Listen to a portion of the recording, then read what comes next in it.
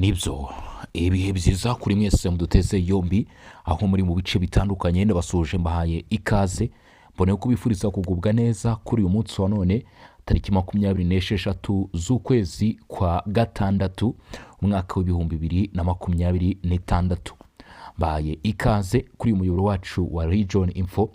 Turagarutse rero nanone muri kino gitondo cyangwa se mu masaha mu gitondo kubera ko twe biracyari mu masaha mu gitondo biraza guterwa naho ingengabihe yawe ihagaze, ariko ndizera ko benshi mudukurikiranye cyangwa se turimo tubana mu bice muherereyemo biri mu masaha mu gitondo, keretse abariyo irwota amasimbi muri Leta Zunze Ubumwe za Amerika ndetse n'ahandi ku migabane igiye itandukanye. Ndabizi ko mudukurikirana kandi mujya mubitwereka, ari nayo mpamvu namwe mbambaha ikaze rwose.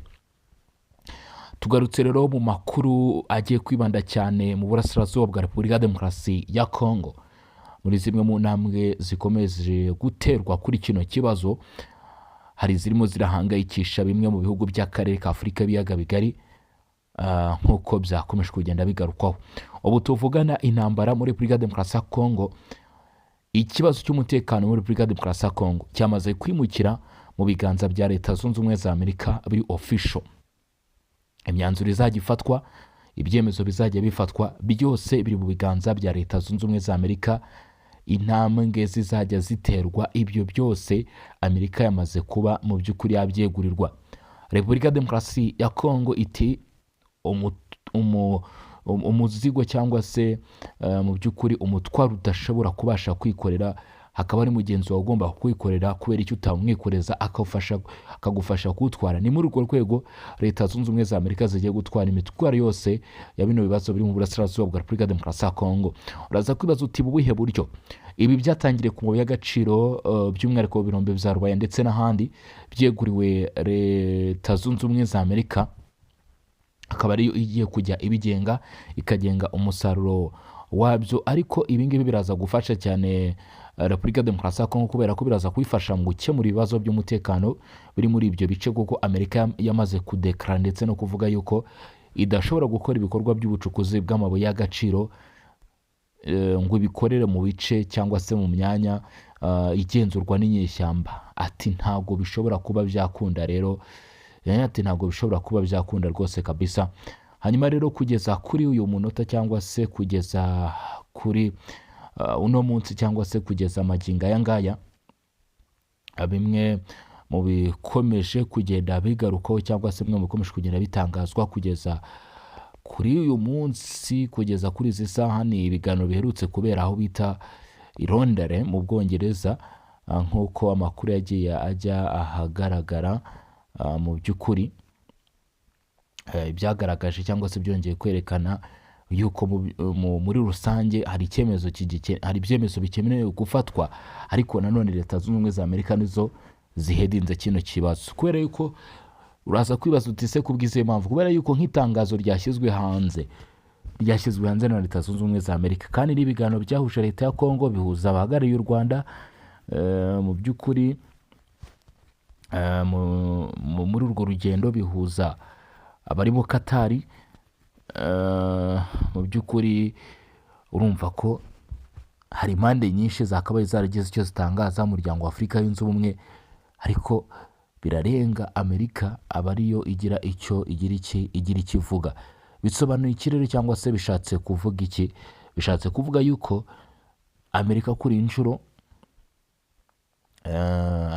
ino nshuro irimo irakora ibishoboka byose cyangwa se iritegura gukora ibishoboka byose kugira ngo ibashe kugira icyo ikora kuri kino kibazo. Nibidakemuka mu buryo bw'imirwano, birakemuka mu buryo bw'ibiganiro, ariko uburyo bw'ibiganiro nka bumwe mu buryo bwabanje gutekerezwaho bwashoboraga gukemura ikibazo, bivugwa ko bwagiye bunanirana. Akaba ariyo mpamvu benshi bavuga bati iki kibazo nyamara kizakemurwa hifashishijwe uburyo bw'imbaraga z'urugamba cyangwa se bw'imbaraga z'imirwano. Kugeza kuri ubu ngubu nibyo tugiye kwinjiramo. Hanyuma nkanda subscribe mbere yuko tugaruka muri aya makuru ku buryo burambuye. Nkanda subscribe, nkanda like, share ibitekerezo byanyu n'inyunganizi turashobora kugenda tubyakira ndetse kandi mbifuriza kugubwa neza aho muri hose, aho mu duce tugiye dutandukanye muherereyemo.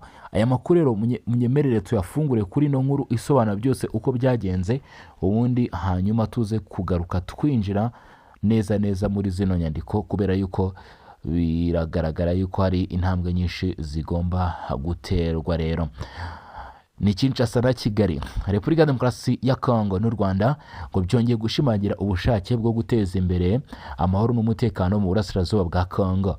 Ibi byatangajwe nyuma y'inama ya gatandatu ya komisiyo iriweho ishinzwe gukurikirana ishyirwa mu bikorwa ry'amasezerano yabereye i Londres kuwa gatatu tariki 24 Kamena 2026, yitabiriwe n'abahagarariye Leta Zunze Ubumwe za Amerika, Qatar, Togo nk'umuhuza w'umuryango wa Afurika yunze ubumwe ndetse na komisiyo y'uyu muryango. Urumva ko impande zombi zari zitabiriye ndetse yabereye i Londres mu Bwongereza. Nk'uko byatangajwe na Minisiteri y'Ububanyi n'Amahanga ya Amerika, impande zombi zemeranyije gukomeza gushyigikira ibiganiro bya diplomasi biri gukorwa hagamijwe gushaka umuti urambye ibibazo byo mu burasirazuba bwa Kongo. By'umwihariko byiyemeje gutanga ubufasha bwose bukenewe kugira ngo ibiganiro biri hagati ya Leta ya Repubulika Demokarasi ya Kongo n'umutwe wa M23 bikomeje kubera iduha bigere ku musozo mwiza. Mu rwego rwo kongera icyizere hagati y'ibihugu byombi, Kinshasa na Kigali byanasezeranyije kwirinda ibikorwa cyangwa se amagambo bikurura ubu bushyamirane n'inzangano. Byiyemeje kutagirana ibitero bya politike cyangwa se gukoresha imvugo ishobora kubangamira cyangwa se kugora ishyirwa mu bikorwa ry'amasezerano ya Washington, haba mu rwego rw'imbere mu bihugu ndetse no mu ruhando mpuzamahanga. Hari impungenge ku bukana bw'imirwano n'ingaruka zayo, kubera ko imirwano irakomeje. Ntabwo ibwo biganiro bigenda hashakishwa intambwe ishobora guterwa, ntabwo byigeze bikuraho ko imirwano yakomeje hano muri Repubulika ya Demokarasi ya Kongo. Komite ihuriweho ishinzwe ibikorwa bya gisirikare yagaragaje impungenge zikomeye ku bijyanye n'ubwiyongere bw'imirwano mu burasirazuba bwa Repubulika ya Demokarasi ya Kongo kuva habaho inama iheruka. Abayitabiriye banagarutse ku ngaruka z'ibitero by'indege zitagira abapilote ku baturage ndetse n'ingaruka bishobora kugira ku rugendo rw'amahoro. Iyo komite yanagaragaje ko ikibazo cy'ubutabazi gikomeje gukomera mu duce twibasiwe n'intambara, by'umwihariko kubera icyorezo cya Ebola kigikomeje kwibasira bamwe mu baturage. Impande zombi ziramenyeshe ko hakenewe ingamba zihutirwa kugira ngo agahenge kariho kubahirizwe neza kandi kagira umusaruro ufatika. Bivuga ngo intambara iraba kandi ibibazo bya Ebola nabyo nyine biri gusya bitanditse. Muri iyo nama, Leta ya Repubulika ya Demokarasi ya Kongo yatanze raporo ku ntambwe imaze gutera mu bikorwa byo guca intege ndetse no kurandura burundu umutwe wa FDLR, mu gihe u Rwanda rwagaragaje ko aho gahunda yo gukura ingabo zarwo mu bice birebwa n'amasezerano igeze ndetse n'uburyo ingamba rwari rwarafashe mu rwego rw'umutekano zigenda zigabanywa. Leta ya Repubulika ya Demokarasi ya Kongo n'u Rwanda byashimye Leta Zunze Ubumwe za Amerika, Qatar, Togo ndetse na komisiyo y'umuryango wa Afurika yunze ubumwe kurare zikomeje kugira mu gushaka amahoro muri aka karere. Byanashimiye Ubwongereza bwakiriye inama yabereye i Londres nk'uko byagaragajwe mu itangazo ryasohotse nyuma y'inama. Indi nama ya komisiyo ihuriweho ishinzwe guhuza ndetse no gukurikirana ibikorwa by'amahoro iteganyijwe mu minsi 15 iri imbere, hagamijwe gusuzuma aho imyanzuro igeze, ishyirwa mu bikorwa ndetse no gukomeza gushaka ibisubizo byazana ituze mu karere. Iyi nama ibaye mu gihe hakomeje ibikorwa bya diplomasi byo mu masezerano ya Washington n'ibiganiro bya Doha, byose bigamije kugera ku gahenge karambye ndetse no kongera ibiganiro hagati y'impande zifitanye amakimbirane mu burasirazuba bwa Kongo. Nubwo hari intambwe zimwe zimaze guterwa mu rwego rwa diplomasi, ku rugamba aho imirwanire cyakomeje hagati y'inyeshyamba za M23 n'ingabo za Leta ya Kongo. Abasesenguzi n'abafatanyabikorwa mpuzamahanga bakomeje gusaba impande zose kubahiriza ibyo ziyemeje mu masezerano y'amahoro, ariko kugeza ubu ibyo byifuzo ntibiratanga umusaruro ugaragara. Ikibazo gikomeje kuba uko buri ruhande rusobanura amasezerano rushingiye ku nyungu zarwo, ibintu bituma ishyirwa mu bikorwa ryayo rirushaho kugorana. Ibyo bituma hakiri icyuho kinini hagati y'ibiganiro n'imyanzuro bifatirwa ku meza ya diplomasi n'ibibera ku rugamba mu burasirazuba bwa Repubulika ya Demokarasi ya Kongo. Ikibazo kiracyari ikibazo. Navuga ngo ikibazo kiracyari kibisi. Niba wumvishe neza mu byo twasomye cyangwa se mu byo twatangaje, Leta Zunze Ubumwe za Amerika nibo babwirwaga. Leta Zunze Ubumwe za Amerika nibo bagizwagaho intambwe zimaze guterwa leta zunze ubumwe za Amerika ntabwo ari ibyo gusa, ahubwo nibo mu by'ukuri banashyize hanze itangazo, nibo bahedinze aya masezerano. Nakubwiriye nti rero mu gutangira nti ikibazo cyo muri Repubulika ya Demokarasi ya Kongo cyamaze kwimurirwa cyangwa se cyamaze gushyirwa mu biganza by'Abanyamerika. Wabyanga wabyemera, ni ibintu byumvikana cyangwa se ni ingingo yumvikana kuri buri umwe uwo ari we wese ko iki kibazo cyamaze kuba cyajya mu biganza bya Leta Zunze Ubumwe za Amerika. Ahubwo igisigaye ni ukuza kureba ese Amerika yo iraza kugera ku gisubizo cyari cyarananiranye, cyangwa biraza gukomeza kuba ikibazo gikomeye cyane cy'ingorabahizi. Kubera ko hano i Londres mu Bwongereza u Rwanda rwabashijwe aho rugeze kugira ngo rwubahirize ibyo rwasabye cyangwa se navuga ko rwiyemeje, ni uguhagarika ibikorwa byo gushyigikira imitwe yitwaje intwaro ndetse no gukurayo ingabo. Hanyuma leta ya Repubulika ya Demokarasi ya Kongo nayo ntabwo igomba kuviramo aho gusa, ahubwo nayo ngo isabwa guhagarika burundu umutwe wa FDLR ukora ku butaka bwayo wagiye ushinjwa kenshi na leta y'u Rwanda kuba uri inyuma yo guhungabanya umutekano iki gihugu cyagiye gihura nabyo, izo kese nyine zo guhungabanya umutekano. Kugeza kuri ubu ngubu rero izo nshingano nanone nazo ku bijyanye no kubahirizwa kwazo nabyo birabazwa na Leta Zunze Ubumwe za Amerika. Ukumva neza ko iki kibazo cyamaze kugera mu biganza bya Leta Zunze Ubumwe za Amerika. Katari isa n'iyamaze no kubyikuraho, kubera yuko niba mwabyumvishe neza n'ibijyanye n'amasezerano y'imirwano, mu guhagarika imirwano, kumvikanisha impande zombi, no kuvuga M23 ubwayo ku giti cyayo ndetse na leta y'Kinshasa, nabyo byamaze kwimukira muri runo ruhande rwa Leta Zunze Ubumwe za Amerika. Bivuze ngo amasezerano ya Doha yahise ahuzwa n'aya Washington, hari gushakishwa igisubizo mu by'ukuri, hari gushakishwa igisubizo rwose mu buryo bugaragara. Ubwo rero sinzi niba tuza kuvuga tuti se cyangwa se niba leta ya Repubulika ya Demokarasi ya Kongo iza kubyungukiramo cyangwa se iza kubihomberamo. Banza utange igitekerezo cyawe cyangwa se inyunganizi kuri iyo ngingo mbere yuko dukomeza, niba koko nawe ariko ubyumva, niba wumva neza ko ibibazo bya Repubulika ya Demokarasi ya Kongo cyangwa se iki kibazo cy'intambara cyamaze kwimurirwa mu biganza bya Leta Zunze Ubumwe za Amerika, ni yego cyangwa oya. Ese nanone kubera iki oya, kubera iki yego? Ikindi, ese niba ari yego biraza gutanga umusaruro, ese niba ari oya nicyo ushingira uhakana? Hanyuma reka dukomeze n'ubundi nibi biri guturuka i Londres. U Rwanda na Repubulika ya Demokarasi ya Kongo hari ibyo biyemeje nyuma yo guhura bakaganira. Leta ya Amerika yagiye ibabwira kenshi ati mwubahirize ibyo mwiyemeje. Sinzi niba babizi ko gukomeza kugira ibyubahirizwa bidashobora kuba mu by'ukuri byatuma hari impinduka zibaho. I Londres mu Bwongereza rero niho tugiye. Leta ya Repubulika ya Demokarasi ya Kongo n'u Rwanda byongeye gushimangira ubushake bwo gushyira mu bikorwa byuzuye amasezerano y'amahoro byasinyanye ku itariki 27 Kamena 2025 Washington. Ubundi ari amasezerano tuvuga ngo ku itariki 4 Ukuboza 2025. Impamvu tuvuga ku itariki 4 Ukuboza ntabwo ari bwo amasezerano yari atangiye, ahubwo hariya byari nko kuyatsindagira, kubera ko nibwo abakuru b'ibihugu byombi bashyizeho umukono. Ariko bashyizeho umukono nuva Felix Tshisekedi Tshilombo na Perezida Paul Kagame bashyizeho umukono, ngira ngo na Donald Trump yari ahari. Ariko n'ubundi ba minisitiri cyangwa se ingingo zijyanye n'amasezerano zari zaremejwe ku itariki 27 Kamena. Bivuze ngo n'ibyandi bavuga ngo hari umushiririzo n'umwotso, wenda twavuga kuri ari umwotso, ndetse ngo muri ibyo ngibyo biyemeje nyine kubikurikiza.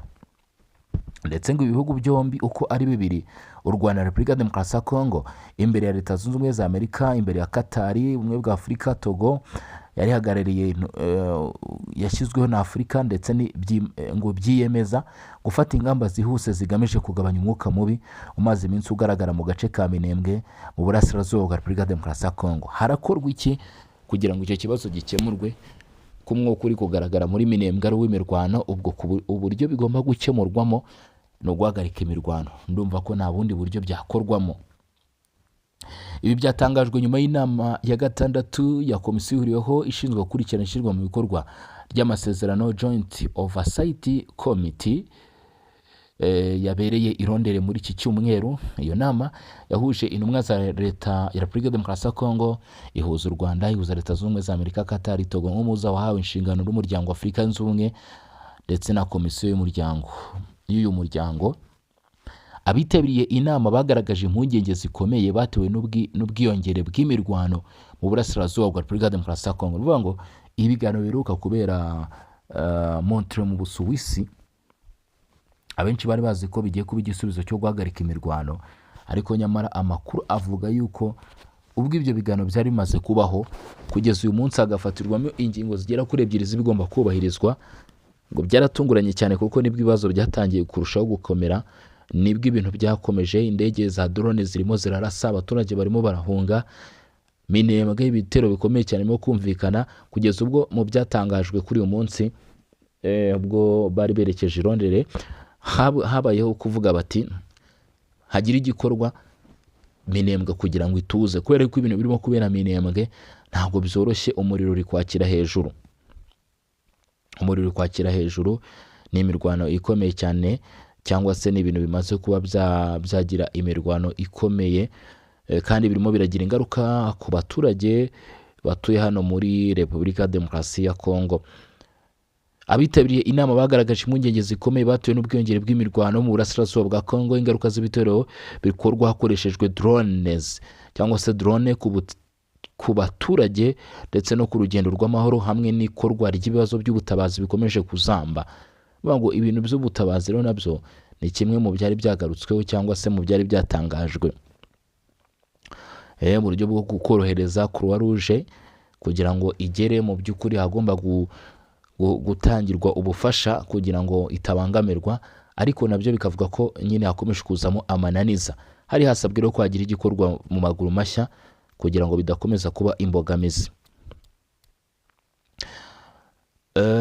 Banagarutse ku cyorezo cya Ebola gikomeje kwibasira bamwe mu baturage, bashimangira ko ari ngombwa ko agahenge kari katangajwe gashyirwa mu bikorwa bidatinze, kuko habayeho gutinda icyo cyorezo gikomeje gukwirakwira gutya gishobora kugera kuri benshi, kikaba cyahitana umubare w'abatari bakeya. Muri iyo nama Repubulika Demokarasi ya Kongo yatanze raporo ku ntambwe imaze gutera mu bikorwa byo guhashya umutwe wa FDLR, mu gihe u Rwanda narwo rwagaragaje aho rugeze nyine mu bikorwa byo gukura ingabo no guhagarika ubufasha ku nyeshyamba. Ibihugu byombi byiyemeje gukoresha ubushobozi bifite kugira ngo bigire uruhare mu kugabanya amakimbirane ari Minembwe, gushyigikira koherezwa byihuse ku itsinda ryagutse rishinzwe kugenzura iyubahirizwa ry'amasezerano IGVM+ ndetse no gukomeza gukorana binyuze mu rwego ruhuriweho rushinzwe guhuza ibikorwa by'umutekano, harimo ndetse no guhanahana amakuru ajyanye n'ishyirwa mu bikorwa ry'amasezerano Washington.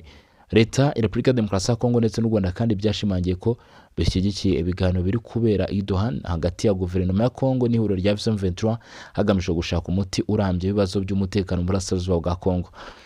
Byongeye kwiyemeza kwirinda ibikorwa cyangwa se amagambo ashobora kongera umwuka mubi cyangwa se ibyo navuga ko ari urwango, ndetse no kubangamira ishyirwa mu bikorwa ry'amasezerano ya Washington, harimo n'ayatangirizwa mu nama mpuzamahanga cyangwa se mu zindi nzego za diplomasi.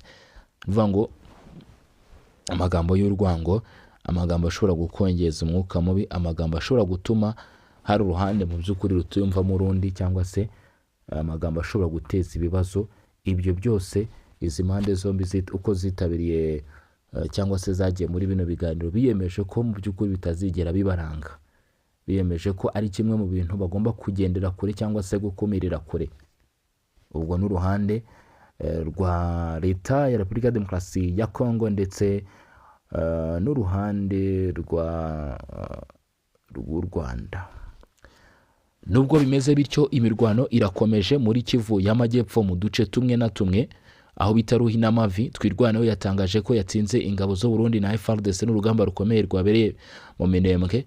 Gusa ingabo za leta zikaba zatangaje yuko kugeza kuri ubu ngubu nazo zatangaje intsinzi, ko ari tumwe mu duce dukomeje kuberamo imirwano, ari nayo mpamvu hakomeje kugenda hasabwa ko habaho kwitonda ndetse no kwitwararika.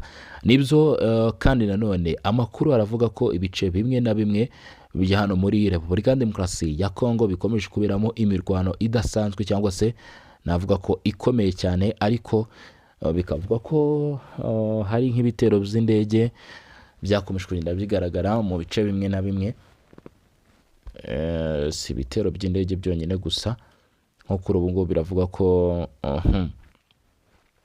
aho bita Irundu, aho bita Kanenge ndetse n'ahandi biravuga ko imirwano yarushijeho gufata indi ntera, ndetse ngo ibitero bya drone hari amakuru avuga ko ngo byaba byangije inyubako z'abaturage batuye muri bino bice bikomeje kuberamo imirwano.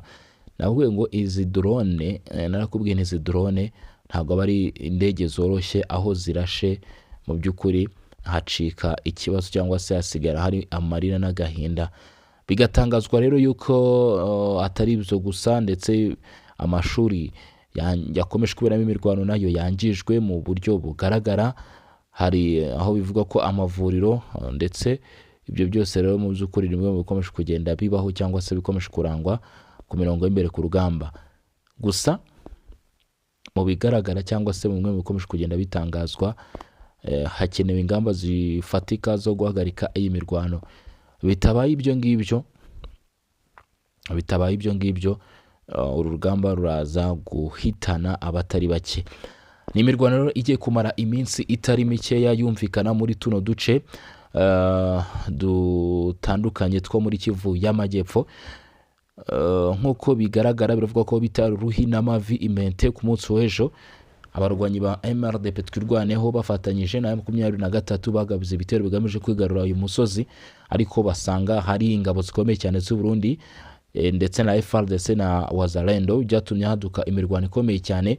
Bivuga ko hari na bamwe mu baguye muri bino bitero.